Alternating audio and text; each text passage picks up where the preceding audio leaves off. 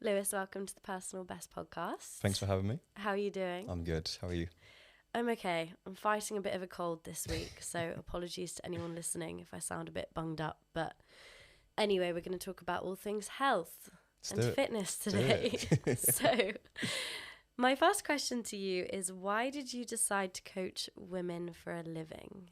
Why did I start? I actually didn't start coaching women for a living. I started more, so I've been PTing for like 4 or 5 years. Yeah. I tried to go for more of like a psychographic rather than a demographic, because the way that I coach and the way I think about coaching, I was trying to put that more forward. But then there's always a point where if you talk to everyone, you can't talk to no one. And my history of coaching predominantly was women.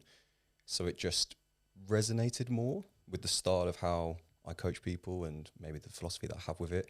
It really just resonated with all the women that I was working with rather than men. So it just kind of transitioned. So it wasn't like a choice as such. It was just more so like, I'm getting the best out of these people. Like I'm getting the best out of women rather than men.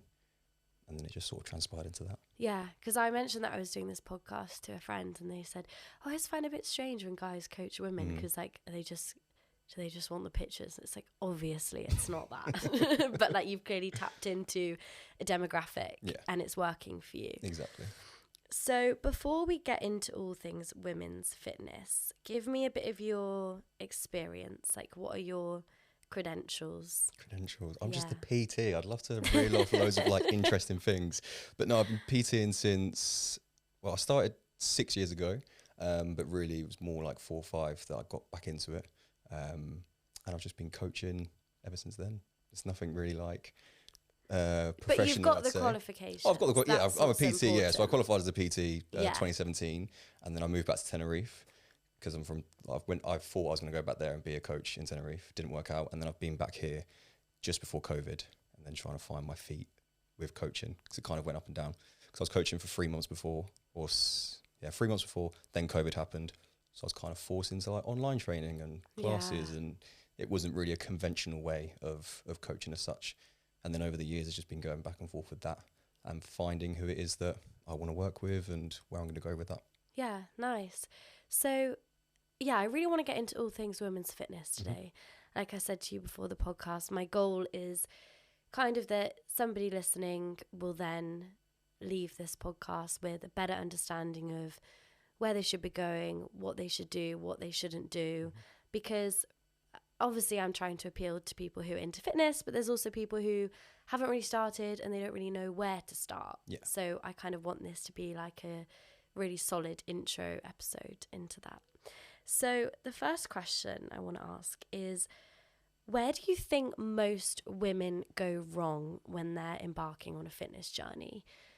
Take someone who, hasn't really committed to the gym or an exercise plan before. They're kind of new to what they should be eating. I know it's a very broad question, but there's so many avenues that I could go down. Where do you think, from your experience, most people are going wrong?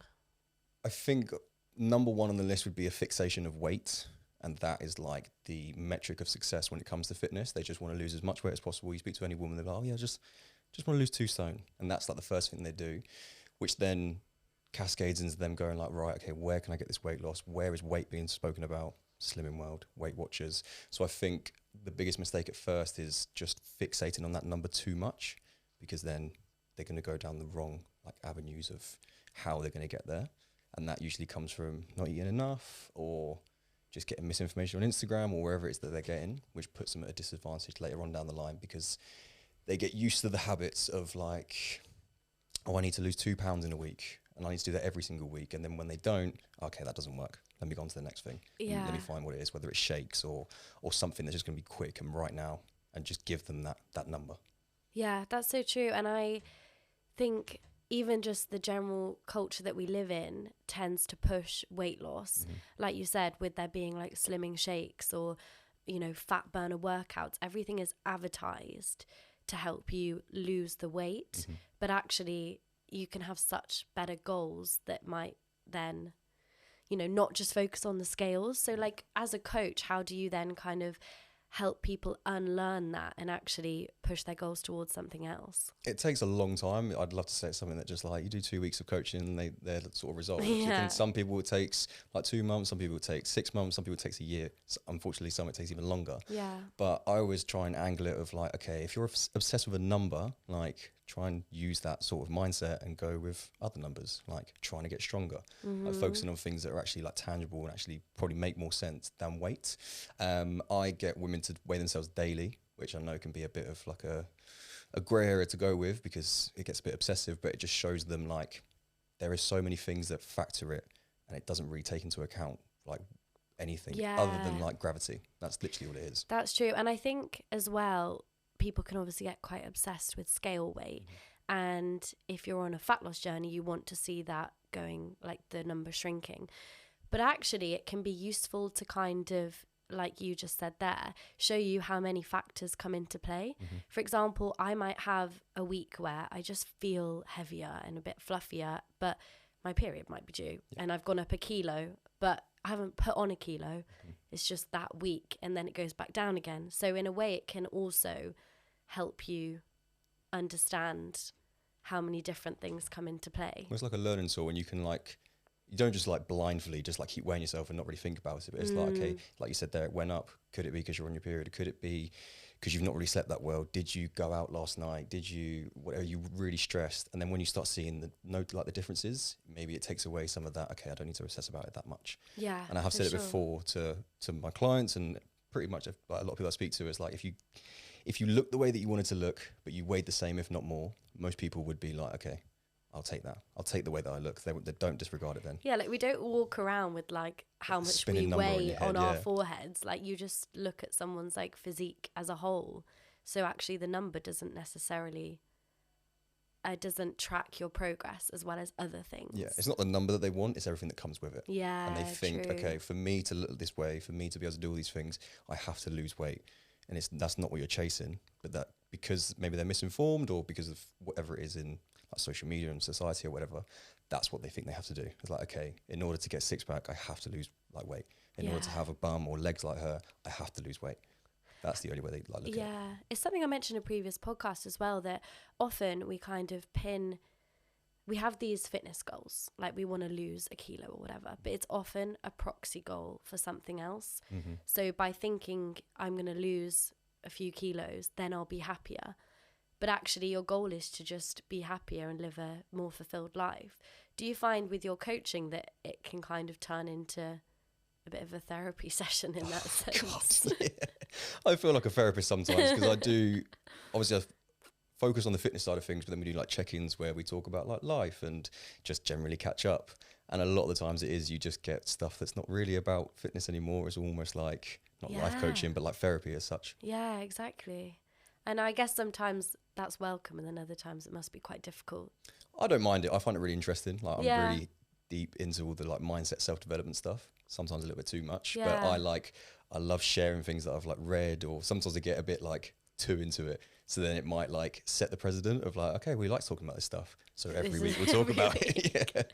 So it's probably my own fault, but I do enjoy it. But then that sometimes you feel like you take on people's like problems and responsibility and like things going on in their life. Yeah, and that must be quite a lot to manage as well.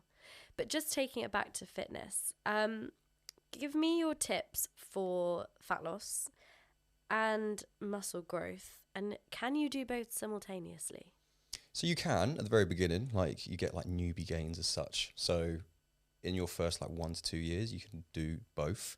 But I would always say not really necessarily focus on one exclusively. I don't really do like muscle building. Like a lot of the ladies I work with is more like fat loss, but they do build muscle. And this is why the weight thing as well, when they weigh themselves, it's like it may stay the same, but your body looks completely different. Yeah. But in terms of tips, so I just help like the average Joe. Yeah. I don't know what the woman version of that would be. Average Jolene.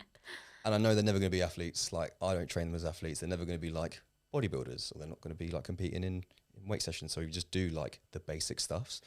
So a lot of people just don't like walk enough, don't move enough throughout the day, don't get enough protein, don't drink enough water, don't like manage their stress, don't sleep enough, too dependent on caffeine.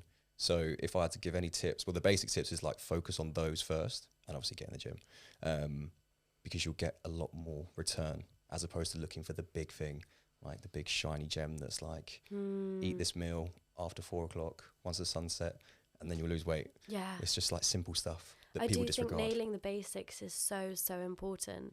And I mentioned it with another podcast guest that it's almost frustratingly easy that like, oh, if I actually sleep 8 or 9 hours a night and I eat good whole foods and drink enough water, like I feel better. Yeah.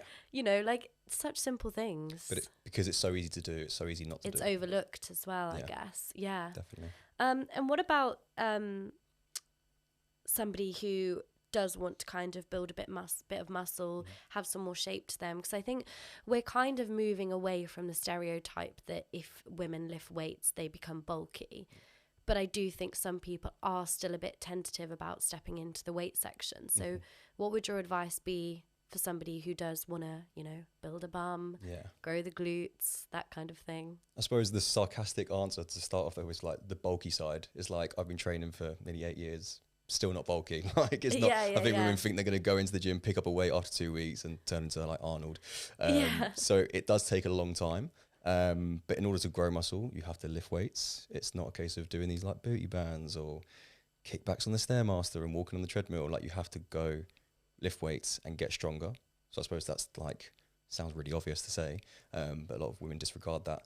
And just make sure that you're progressing over time. So not just stagnating. Because I think the problem is once you do get past maybe the gym anxiety side and you are training, you're almost training like blindly. So just going in, okay, I'll do a bit of this today. Or I'll do a bit of that. The leg press is free. I'll just go sit on the leg press, and you don't know what weight you're doing. You don't know what you did last week, and it's just like going through the motions and just ticking the box. Like it's all well and good getting in there, but like getting into the gym, but then you actually have to make that time count. Definitely. I mean, that was my situation just like a couple months ago, and that's the reason I got a coach, because I just hit a plateau. Like I live quite a busy lifestyle, like I'm balancing uni, podcast, and I waitress as well, so I'm on my feet quite a lot. But it just meant that I wasn't putting much effort into the gym, and I was going in and just lifting the same weights, and as long as it was hurting, I was like, well, it's an effective workout. But you know, I wasn't seeing any progress. Like I hadn't really pushed myself for a long time. And so that's why I've like signed up with a coach now to like give me a plan, hold me accountable. And I feel like it's working really well. And I'm someone who has been going to the gym for like 5 years. But even then, like you still need sometimes that extra push 100% to actually see some sort of progress. For other people that I know you said you're coaching maybe more beginners, but for someone like me who kind of has like gone a bit stagnant, what's your advice to kind of, I don't know, spice it up? Yeah, like I think it is to that next level. Having the structure, I think that's the biggest thing. Because like even me, I still get coaching for someone else to do my training. I just like my mate said it to me yesterday. He was just like, "Well, you're a PT. Like, why are you paying for coaching?" I was like, "Because I just find it boring. Like, if I know what it is that I'm writing, I know what I'm going to do tomorrow. Like, I've written it. Whereas if someone else has done it, it kind of makes it a little bit exciting. It's almost like, okay, what's going to happen today, kind of thing. Then, surprise me. Yeah, it's like a surprise, and it just keeps it interesting. And then it's just either change it if you're like reaching a plateau. It's like changing the way that you're doing. So if you've been doing the same exercises for the last like 6 months, maybe it's changing what it is, like the rep ranges, and are you going to use a different machine or do the same exercise in a different way? But I see it as like a scoreboard, like a game basically. Like last week I got this, like let's see if I can beat my high score on lunges. Let's see if I can like get a little bit stronger. That's something else I found so useful, because I input my exercises into an app, and not everyone will have the app, but even just having it on your notes, and like you said, like you can check back, and it's like you're competing against yourself. That's it. And especially if you're someone who's a bit competitive, it's really helpful. Then it is a bit demoralizing if you can't like do the same, but you know that you've set the benchmark then. But then you find out why as well. Improve. It's like Definitely. Like I went first session back after a week of being ill today and didn't feel strong, but I know that I'll get back there. Just need a little bit of time. And it's even things like that. So I get clients saying, "Oh, I've not really done well this week. Like, my lifts weren't as good, but I'm ill." There you go. There's your answer. Exactly. So I've been looking at your Instagram content. God. It's so funny. I feel like a lot of the stuff that you post is kind of calling out bullshit in the fitness industry. Yeah. So my question to you is, what are your biggest bugbears in the fitness industry, particularly what we see on social media? I think it's a lack of understanding the responsibility you have as a coach. I think a lot of people just think, I'm just a PT, I'm just going to be counting reps. And there are people that are just like that, but I don't think they see the bigger picture, like the implications of, first and foremost, that hour could be like the only hour that person has. So they want to come in there and have like a, I don't know, you end up being a therapist to them, whatever, they want to try and get better. But like you getting them in shape, you helping them lose weight is going to improve so many areas of their life. And I think a lot of people just disregard that and they just see the money side of it. That's my biggest like pet peeve. It's just like, oh, it's £40 an hour. Yeah, but it's more than that. Yeah. Like, it's not just about the money, but for some people it is. And I've unfortunately met a lot of coaches and worked with them that I could just tell they're not in it for the right reasons. They're in it for the paycheck. They're in it for being in the being in a tracksuit as your work clothes and stuff, and just sort of having a laugh and just like not really seeing the responsibility you have, like taking care, because you're a health professional at the end of the day. It's almost like, I wouldn't say like a doctor, but you could have that implication on someone. Yeah. Like you've got the power to transform their life. Yeah. What is it you get out of coaching? I just love seeing people the improve. monetary side. Seeing people improve, like knowing that I've helped someone get to the next level. Because a lot of my coaching is more like mindset-y stuff. So my brand is called Live Better. Seeing people like come into the gym. So I say fitness is the metaphor for your life. So once you see, because I feel a lot of people, especially women, don't believe in themselves. They don't think they can do stuff. They kind of just live at this like 50% of like, oh, I'd love to do that, but no, this is not for me. I'd love to go for that job promotion, and I'd love to tell, can we swear? Yeah. I'd love to tell someone to fuck off, but I'm just not confident enough. So once you start coming into the gym and you do little things like defeating gym anxiety, you start getting PBs, your clothes feel a little bit looser, your auntie that you've not seen in 6 months suddenly says, oh, you look really nice. Then I think that sets the wheels in motion to be like, right, okay, I didn't think that I could do this. I didn't think that I could train in the gym or lose weight, but I actually can. What else have I been telling myself that I can't do? That's so true. And it chimes in really nicely with the last conversation I had with a girl called Imo, who she calls herself like the hybrid hype girl. Like her content is about empowering women. And we were saying how a lot of women don't believe in themselves. And it's a shame because it kind of feels like you're competing against all these men who just kind of do it without a second thought, and they just, you know, they want to do a marathon, they sign up, they do it. Whereas I think internally us women just always, not everybody, but a lot of us kind of feel like we can't do stuff when we can. And fitness is such an amazing place to start because, you know, if you can hip thrust 100 kilos, how amazing! What else can you do? Exactly. I think it's the first domino. Like, it's the easier. It's like a low barrier to entry. I think it's not like you haven't got to run a marathon. It could literally just be like, right, this is the limiting belief I had of just getting in the gym. And now it's been a month, and I've been going to the gym by myself. I've even gone into the scary section of the gym, and then that's it. It just like it hopefully puts the wheels in motion to see where else you've been going wrong. Yeah, definitely. Just touching back on what we said about fitness people in social media. Do you think like the PT industry has become a bit oversaturated? Yeah, there's a notion of, which I'll try and take the piss out of people getting in shape and then thinking they can coach people. Right. Without doing the qualifications. Now the qualification isn't like amazing. It's kind of like driving. Like you learn to pass the test when you like start driving, and then you learn to drive. So it's kind of the same thing. It is very much like you learn on the job. Yeah. But I just think, there's a lot of younger lads or girls that either look good naturally, like especially, I'll come back to that in a second. They just do a transformation. They're like, okay, yeah, I'm going to start charging you like £200 a month. And then they just like don't know how to coach people, don't know how to like relay the information or make people believe themselves and all that sort of stuff. And then it gives that person a bad impression of PTs, and then that's it. They'll probably never get a PT again. Yeah, no, I think you're absolutely right. And also because we as individuals are quite caught up in aesthetics. You know, me as a girl, like I will look at another girl on Instagram and think, wow, she looks amazing, and I'll instantly want to look like her. But that doesn't necessarily mean that person has the correct coaching practices to then like help other people achieve their goals. Well, this is kind of what I poke fun at, of like other girls that are just like naturally gifted. Maybe they've just got big glutes or nice legs and stuff, and they're a coach. So women will automatically love, if we're looking at two, they look at me, they look at a woman, they'll be like, okay, now I'm going to go with her because she looks the way that I want to look. But she might necessarily be able to coach you. especially the women that I work with, which are usually a little bit older. Sometimes it's not just a case of go do more hit thrusts and it will sort itself out. There's like a bigger implication. So yeah, it just can leave a sour taste in your mouth. Yeah, definitely. And then that adds into the narrative of, oh, well, let's see, there was that one time that I tried to get in shape and it didn't work out, so I'm never going to be able to do it.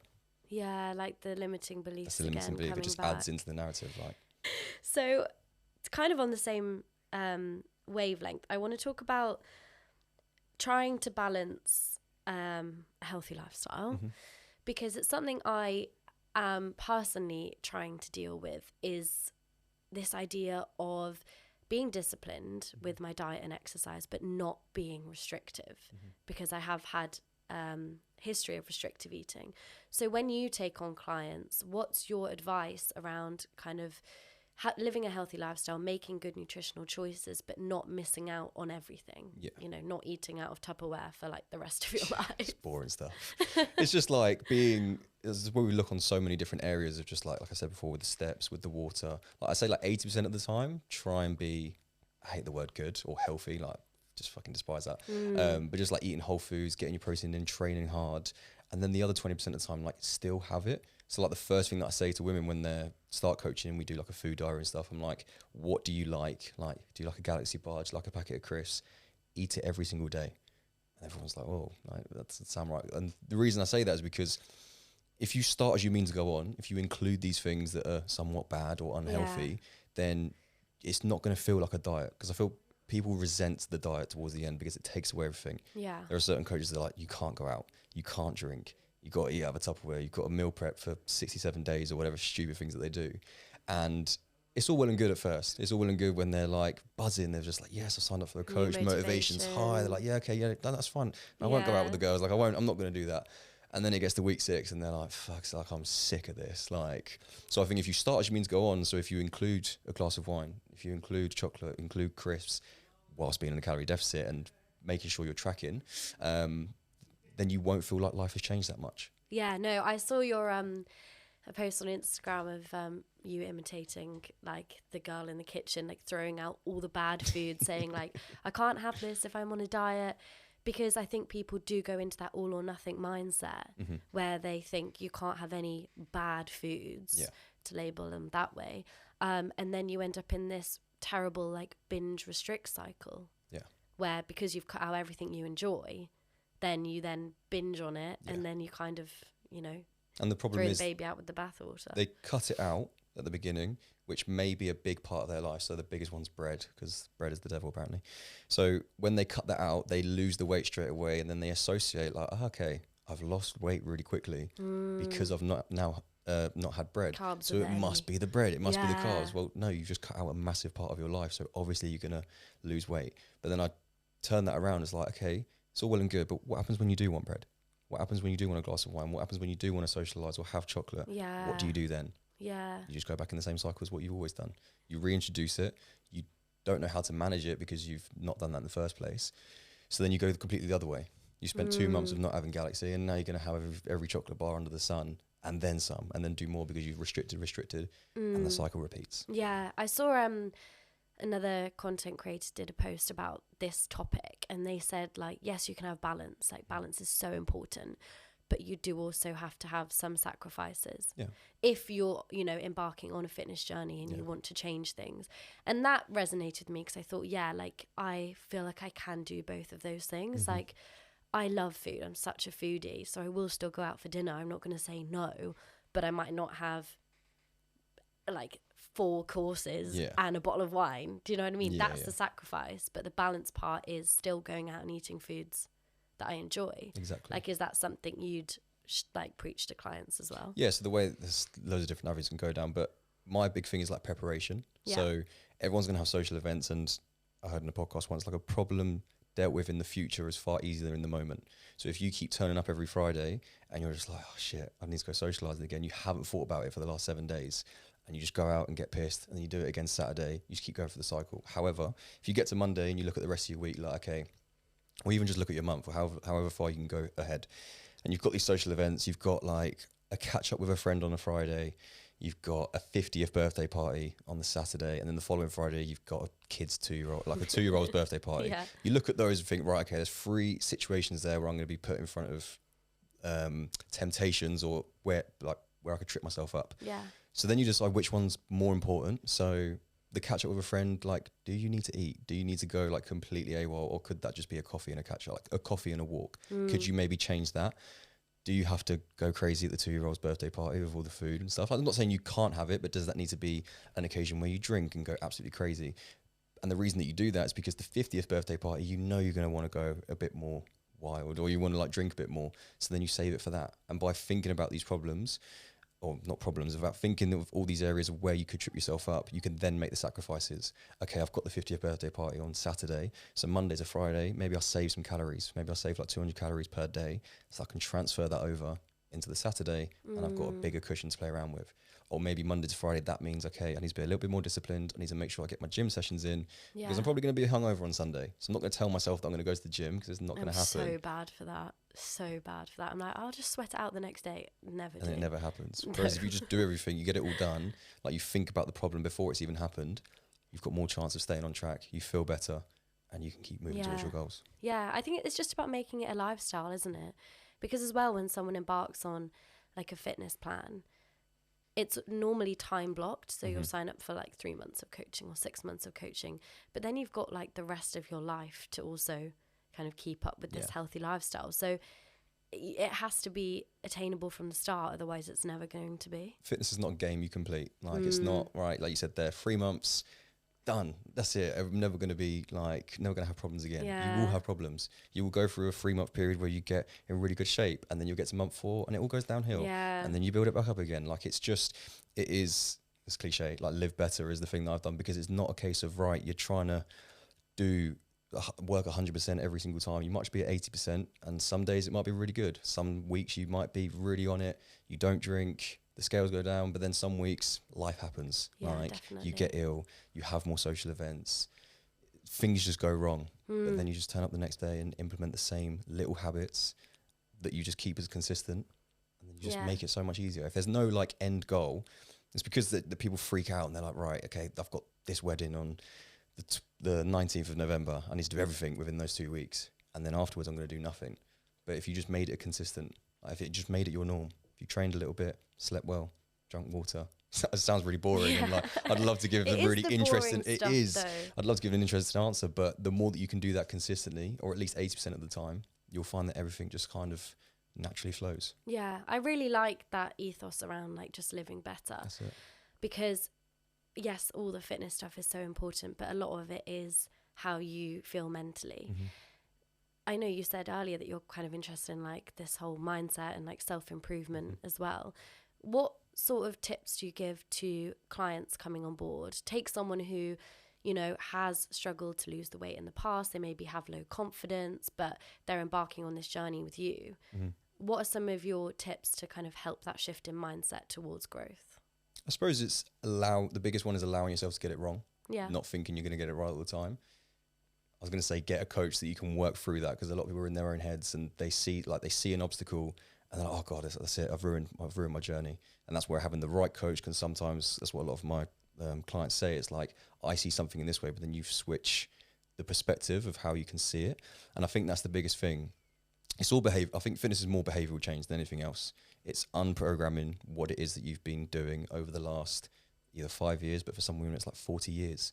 So don't expect for it to happen overnight. Like, give yourself time and actively work on it. If there's something that keeps tripping you up, why does it keep tripping you up? Maybe it's just a case of looking differently. And I try and push like podcasts and books and things like that, because if you've just got one way of thinking about something, it's not a very strong opinion. But if you see a situation and you've heard so-and-so on this podcast talk about it this way, they've said that, or I kind of like how he says it, didn't really like what they like had to say about it, you form a better opinion. But it's something that happens like constantly over time. Yeah, no, it's so like true. An everyday thing. It's not something that will happen within a week. Yeah, and everybody just builds up their own bank of evidence. Yeah.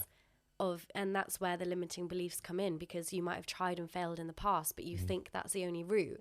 So then you label yourself as a failure. Yeah. But actually there's different approaches that you can take towards fitness or just other lifestyle changes that will hopefully put you onto a better path. Well, that's the problem as well. If you've had friends that have done it, it's like, oh, well, this worked for Sally. Yeah. Like keto worked for Sally, so, and it doesn't work for me. Clearly, I'm a failure. No, Yeah. it just doesn't align with you. And it's finding different ways of doing that. Like you can always get the same result, just maybe in a different way. And that's where coaching, I think, is so crucial. And I think everyone should do it for at least 6 months, because it's finding that way that works for you. Because the problem is women try and go for just one way. It doesn't resonate with their life, or it doesn't work. Oh, okay, well, I can't do it. And sometimes it's not. Sometimes you need someone just to tweak this. Maybe you can't do as many steps. Maybe you can't do these training sessions. Maybe your training sessions need to be shorter, but you can still get what works for you, and then you go from there. Definitely. Do you have any success stories from your coaching that you would want to share on the podcast? I think my latest one, I've got so many, and I hate like choosing just one person because I feel like I'm leaving them out. I think everyone's got their own success story. The thing is with my stuff, it's a lot mental. Like I see the change in the way that they hold themselves, the way that they talk, and I can't really relay that. Like I sit there and talk to you and be like, oh yeah, she used to be like this and now she's like that. Like, because you don't see it firsthand, it doesn't hit as well. So unfortunately I kind of have to go down the weight loss side, or like visual pictures. I'd say Lisa recently lost 20 kilos. She's got rheumatoid arthritis. So everything was kind of going against her. I think she was wheelchair bound maybe last year. And then she joined me in January and just absolutely smashed it. That's the picture incredible. is crazy. I think the picture gives it more justice than what it does. And then Sam, she lost 15 kilos, which again, I don't like talking about weight, but it's the way that people see it, unfortunately. It's you got to play the game sometimes. And then there's just been other like women who, when they message me and they're just like, like at work, people were giving them shit, and then they turn around and just told them to fuck off. Like, it's just little things like that, just like standing up for themselves, or having the belief, or getting back out and dating, like going through like a rough period with that, and then having the self-belief to be like, yeah, no, I'm going to go out and try and find a man, or whatever it is, what they want to get up to. But it's just like building that confidence in the gym then applies to so many other areas of life, like we touched on earlier. And I think as a coach, that must be so amazing to see, just like not just the physical transformation, but the mental transformation as well. There's so many. Like I did a group coaching program recently, which is not really one-to-one. It's kind of like a lesser version. Okay. So they don't get like as many touch points, but there was one woman on there, and she like hated the gym. Not hated the gym, but she was so nervous. And she like in those 8 weeks, she was like, it's now set the wheels in motion. She'd lost, I think it was like 6 kilos in the 8 weeks, but her family started commenting. She's now not as scared to go into the gym, and now she's doing one-to-one with me. But it started that process. She goes, I've learned more in like 8 weeks than I did from weight loss. She like unfollowed all the weight loss groups like Slimming World and Weight Watchers and stuff. Yeah. And she said that she's found it less complicated.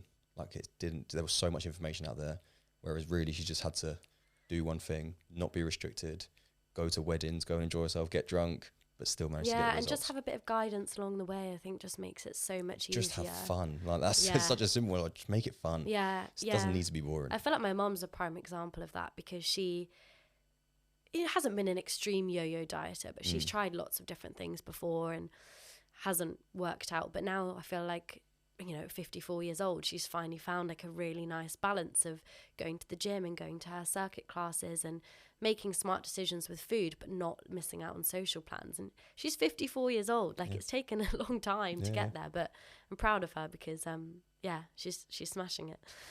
So my last question to you, which I ask everybody on the podcast, is if you had to give a piece of advice or a quote or a mantra to help people achieve their personal best, what would it be? I've been thinking about this. I don't know. I think I'd do it in 2 parts. I think go and find out what it is that you can do. Like don't give yourself limits. James Clear has a quote that he says people are so caught up in the fact they have limits that they rarely exceed the effort required to see them. So they just kind of like dabble. They're just like, oh, we'll do that. Like, I think spend 6 months of just like pushing yourself out your comfort zone, doing all the things that scare the shit out of you, and then see where you are. And then a second quote is the Nelson Mandela one when he says, there is no passion to be found in playing small and settling for a life less than the one that you're capable of living. Yeah. Like, just go and find, go and find out. Like, don't be scared. Actually, no, be scared. Like, all the stuff that is, like, you're a bit nervous about or you don't know what it's like, just jump headfirst into it. and see what it is you can do. I don't know if that's answered the question. No, of being the personal that best. perfectly answers the question, because the whole point of this podcast is, I've said it before, but I'm not trying to tell anyone what to do to become the best version of themselves. Like, I don't have the textbook for that. Yeah. It's more just about learning from other people, taking some wisdom from them, taking some advice from them, to hopefully give people some tips, some pointers to become a better version of themselves. Yeah. Because the only game you can really win is like being you. Like, no one else can beat you at being you. Exactly. And so I really like what you're saying about, don't feel like you can't achieve something because you've kind of set these limits for yourself. Like, you don't know what your limits are until you try and push them. And if you don't, and if you get it wrong, cool. Like, now you know where the boundary, like, now you know where it is. Exactly. But most people don't. They just give themselves the limit and don't give the effort. Like, just let yourself fail. Let yourself get it wrong. Just do it. Like, just do the thing. That's what I say to my clients. Yeah. I heard you mention that on, I think it was one of your podcasts. Yeah. And I said it in another one as well. Like, I love that idea of just do the thing, because even this podcast, like, I did put it off for a little while. Obviously, I had to get some sort of things in place, like find a studio and book guests and whatnot. But the main thing I needed to do was just start and like get over the fear of it not working out or people making fun of me. Like, it's been fine. It's going People good. love it, and they love planning. They love saying what they're going to do. They love thinking about it. I told so many people about it that I think when I finally put out there, they were like, "Oh, she's actually doing it now." And it's a skill that people need, is just action. Like, and it's probably why a lot of things you haven't achieved is because you just don't do it. It sounds so stupid. Yeah.